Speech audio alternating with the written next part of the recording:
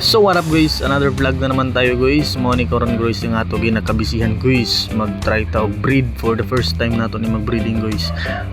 Mo ni siya guys, mag-breeding guys og tetra glowfish guys. Dapat duha ka male unya isa ka female guys. Mailhaman nyo ang female guys kay medyo burot ang yatian niya. Kuan siya, lingin siya tanawon. Ang lalaki kay slim. Mo na siya guys, duha na siya. Karon guys, gibutang na ko to siya guys around mga 6 PM. Karon guys 11:30 nag pusa na og itlog guys. Ang isa ka pair na ako guys. Ang isa na lang ka pair ang nabilin. Ang kanang yellow mo na namusa guys, tanawa. Murag ni hiyos na yatian guys. Ang itlog na guys nasa ubos. Dong karon guys nag burn out man guys gamit sa taog battery drive nga aerator. Karon mo ni siya guys, pakita na ko sa inyo guys unsa ang style nila pag mag-breed. Kinahanglan mo guys, duha dapat ka male ang imbutang, unya isa ka female kay para dali ma-fertile ang female. Mo ni siya ang procedure guys. Tanaw makita ninyo diri guys unsa sila mag-breed guys. Ang primero ana, mao na siya guys.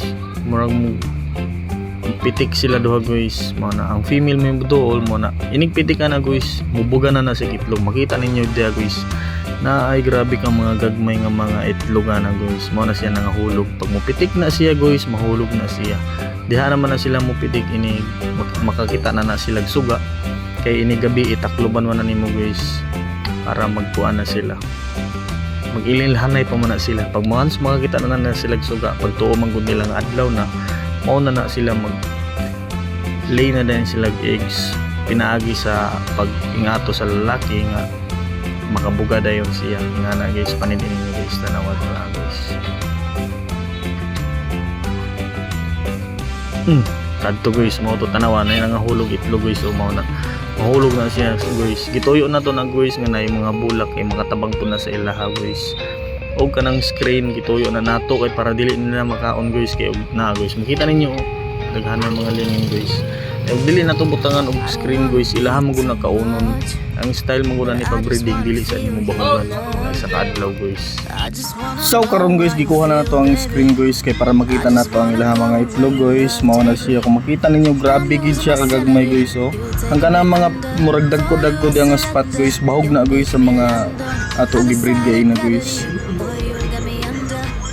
Kanang grabe kagagmay gid guys, mao na siya mga itlog siguro guys around mga 200 to 300 plus siguro ni guys kay duha man ni katrayo ko agi breed guys. Makita ninyo guys.